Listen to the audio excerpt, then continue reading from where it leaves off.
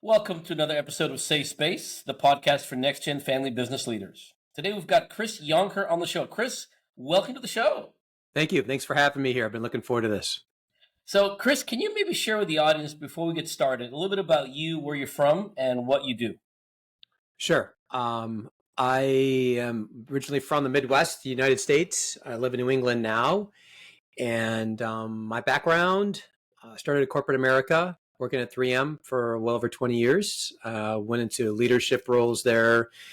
I've been on we'll talk about today, a personal development journey my whole life. I'm someone that pursued personal development early on, and like high school, and brought that work into corporate America, and then eventually, for the last 12 years, I've been doing. Initially, I was doing executive coaching, and then that led to some family business work. Then I pursued my family business advisory certifications, and also I'm a neurolinguistic programming practitioner, or NLP.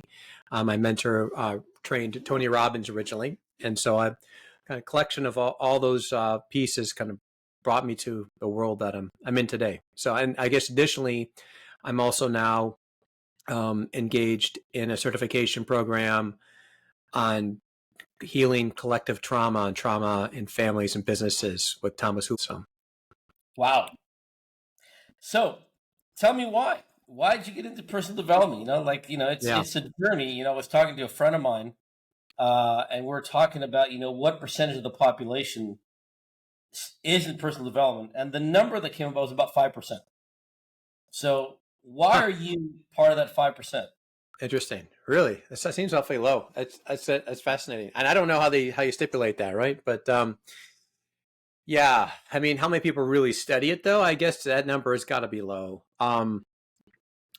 Well, for me, I was raised in an environment that was, basically a toxic environment for quite some time, an only child. And I say quite some time until I basically went to college and got out of the environment. And I had no self-esteem, no self-worth, very little, and sense of self-security was low. And it created a lot of my challenges, quite frankly, because of how I looked at me, how I defined me, how I looked at the world was creating my misery and the challenges I was having in relationship to everything else that I'm doing. So that was really the impetus, the driver behind.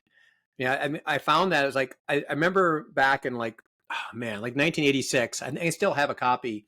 This guy, I think the guy name was Shad Helmstetter, and it was a book called What to Say When You Talk to Yourself. And I bought this in high school. I had to order it, right? There was no Amazon. I don't even know how I came across it. And the idea of just understanding that we were talking to ourselves probably was, I probably couldn't even talk to another person back in 1986 at my age of whatever I was, a teenage, early teens, mid-teens, to even have that sense of an experience. You know what I'm saying? Like it wouldn't even relate to that person I'd be talking to. So you started the journey, and then you got into corporate America, and then, you're in family business, which is a really unique microcosm. It is. It's a unique system that a lot of people don't really understand. So why family business? So family business found me. I was referred in from a financial advisor I was doing some work with. And he was stuck with his family on a succession project with the estate planning attorneys. They couldn't get beyond where they were because they couldn't get any agreement from the collective.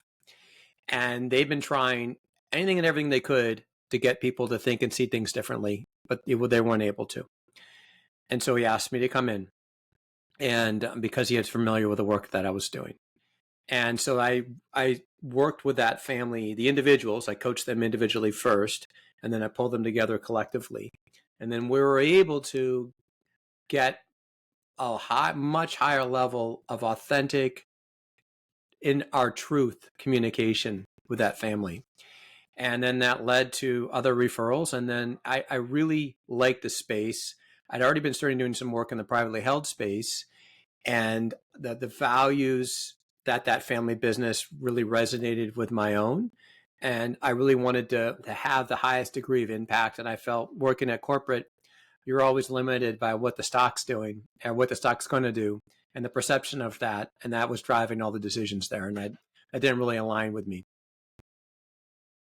So you worked one-on-one with the individuals, and what did you help them uncover about themselves so that they were able to have a conversation as a collective? So we use the term safe space. Yeah. How did you create safe space for them? Yeah. To be able to find that level of trust and respect and value each other? Yeah, it's a really good question. I think it comes down to the willingness of the individual, right? So any type of family system, you're going to have a variance in that regard. Some people are willing to go real deep. Some people don't. They just really want to put their head in the water. So you meet people where they're at, right? So I'll answer the question on the a deeper agenda. However, if someone's out there's listening and say, oh, so and so would never go there. Don't ever. Some people can surprise you, but regardless, so don't rule someone out ever. However, typically, not everyone's willing to go the same pace at the same level of depth. But if you think about it, in really so I had a lot of trauma in my childhood, and if you look at it from that perspective, if I have, whether it could be a little trauma or big trauma, it doesn't matter. Someone could have a lot of bullying, or something could have been just not generationally passed down. Trauma creates fragmentation in relationship to how it's basically our neurological system is saying, hey, you've got to stay safe. I'm going to protect you. And so in order to protect you, what I'm going to do is I'm going to create some disassociation from your feelings, right? And just from that vantage point, what happens is it kind of gets locked in. And unless we ever end up integrating that later on and working through whatever's there, imagine now that we're desensitized or a little bit unassociated with even our own feelings. And now I'm going to start resourcing and working with another person. Think of how this impacts leadership or even in family involvement. If I'm not fully resourced to feel what I'm feeling, how can I plug in and connect with you and feel what you're feeling? I can't. It's not, it's not conducive, and it's not possible. Chris, I'm so glad you bring up the feelings conversation, because I think what happens is societally, we are more connected technologically than ever before. We've got the tools, the technology, and frankly, for some of us, the addiction to it. And we're more disconnected to our emotional feelings than ever before. And I think part of that is, I can speak from my experience, the work I've done with clients, is when we're little children and we have feelings come out, like, anger or feelings that parents don't like, they shut us down. So the child goes, my feelings are not okay, so therefore I'm not okay expressing these feelings. So we start numbing ourselves from a young age. Right. And if we don't realize we're doing it, and no one around us realizes that we're doing it. This is something that people don't talk about, right? And we talk about communication. Like the number one thing anyone's going to say in a family or in a family business is associated with this idea of, we got to be better communicators. And you say, okay, right? So you sit over there and what does that mean? So you sit over there and you listen to me, right? You have a conversation and you listen to me. And is it because you hear the words coming out of my mouth that now we're having good communication and I can repeat them back to you? Because that's what, at the fundamental level, that's what people are teaching people. Well, did you hear what was being said? Yeah, I heard what was being said. Awesome. That's wonderful. Yeah, but I can't see it from your vantage point. Like, I'm not even leaving my frame of reality. I'm just hearing about and then I'm applying how crazy you are, how full of crap you are, whatever it is that's in my head, right? I'm applying that, but I'm listening to you. So I'm being a good communicator. Yeah.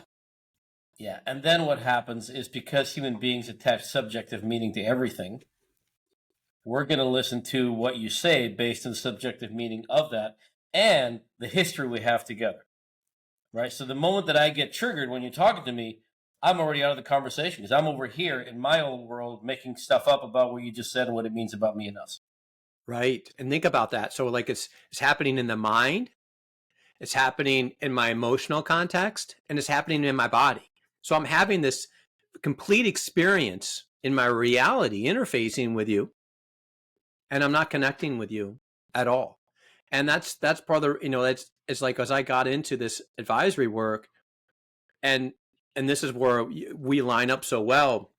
What I find often, and the only reason I would ever even compare anything is because of what I've experienced, but is that folks are applying strategy and methodology without creating any level of transformation with the individuals they're working with. And so it fundamentally, I mean, it works within a degree, but you're always going to be limited to the capacity of the individuals that you're working with and their level of consciousness that they're operating from. Yes. Yes. And then what happens is the industry and society says, well, we have governance in place. That's right. We have the rules and policies, and we have family councils in place. That's right. Then we're all good. The problem is, as you and I know, is there's an undercurrent under that where there's a lack of trust, lack of respect, not valuing themselves, the history of the past, and they're communicating through their wounds. Yeah. Yeah, that's right. That's right. So, listeners, I hope you really heard that, because when you think you're communicating with someone, you're really communicating with their wound and their conditioning and their story, and sometimes with their trauma. That's right. And unless you have done the work on yourself and they've done the work on themselves, you're talking to a wounded child versus the adult that's in front of you. Yeah, absolutely. And I think the folks that, I think it kind of comes back to that 5% number. I'd be curious, from your perspective, what do you believe causes the difference in the folks that are in the 5%? Like what's different about their thinking in relationship to how they look at themselves in their lives than the other 95% who aren't pursuing that personal development work? I can only speak from my perspective, from the clients that I've served, is I believe there is a desire for large contribution to the world, whatever that may be. And the purpose becomes bigger than the wound and the story. Mm. But I'm driven towards, I want to have this impact. And that means I got to deal with the stuff from the past. Because as my coach says, and I love these words, is the past is leaking all over the present, impacting your future. Yeah. Right? So if we don't understand the past, we're going to continue to recreate the past with the same relationships, the same outcomes, going, gee, what happened? Right? So I think, for me, my personal purpose is to create a safer world, because I didn't feel safe as a child. Mm-hmm. So there is a desire to have massive impact and leave a difference, leave a legacy, not just no disrespect to folks that have names on buildings, right? But leave an impact of, people go, my life is better because I met Franco or I work with Franco or whatever. Yeah. Yeah. And I think for folks, it can be scary, right? It can be scary to have to have uncomfortable conversations, or perhaps look at things that they maybe not have wanted to look at.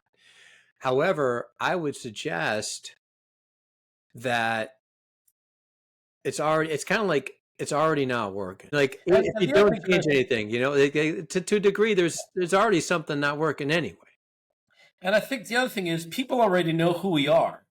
They know what our core stuff is. It's not like we're hiding anything from anyone. They already know it, right? So I remember I've been working with my coach for about 5 or 6 years, and I'm going to see him.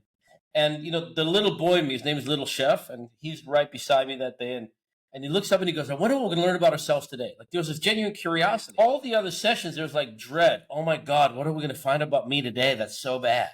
Mm. And I think for me, the moment I shifted to playful curiosity, it opened up.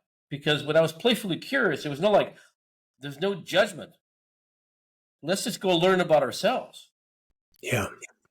Right? So I think the folks that do the work are genuinely curious people. And, I was having a conversation with a very successful coach the other day who is close to someone that I work with. And, they were saying that they're terrified of doing the work. And, this is a successful coach that knows the stuff. And what it boiled down to was I believe for me is my biggest fear was I was fear of the impact it could have. I was fear of my greatness, my light, my power. Mm. My favorite poem is from Marianne Williamson. That our deepest fear is not that we're inadequate, that we're powerful beyond measure. It's our light, not our darkness, and what frightens us. Because part of owning our light means taking accountability and responsibility for what we've done in the past, and that we actually do have the power to have choice in our decisions. Because like my very first coach said to me once, she says, once you know, you can't unknow. Right? But if you don't know, you've got to see, well, I didn't know that. You could play the sort of, ignorant card. Yeah.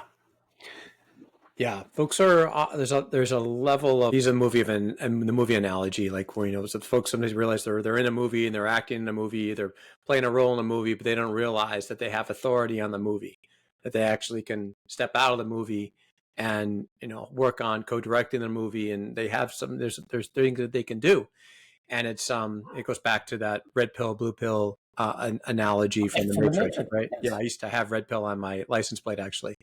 Because for that reason, I got a lot of questions on that. The folks that got the analogy really got it, but that's that was the premise behind where do you want to go? Yeah, when you think of a family business, the reason I choose to execute my purpose with family businesses is they have the largest impact. Yes. Right? So you get a large family business feeling emotionally safe with each other, and then their board feels safe and their employees feel safe. And the ripple effect of that is massive. Versus if they don't feel safe and they break down like most of them do, that ripple effect is massive too. So I think family businesses don't realize the impact they have in the systems that they're involved in. Yeah, very true. Very, very true. What's your vantage point in regards to multi-generational family business with next gens and relationship to, do they work in the business? Do they not work in the business? What's their association with that or not with that in regards to them navigating that from their own soul path? I think they have to realize that at the end of the day, it's their choice, and that they have to, if they're going to do it, they got to choose it. Like a client of mine said, family business, it's not a part-time thing. It's 24/7, 365 day a year, right? So it has to be a conscious choice. Yeah. And then the question is okay, now that I choose it, do I have the capacity or the capability to execute that? Do I have the commitment, the drive, the desire? I'm 5'4", and I'd love to play basketball. The reality is I'm never going to be an NBA guy. Right? So we have to really understand what we're capable of and what we're not capable of and get honest with ourselves. And the beauty about family business is there's so many potential roles that they can fulfill.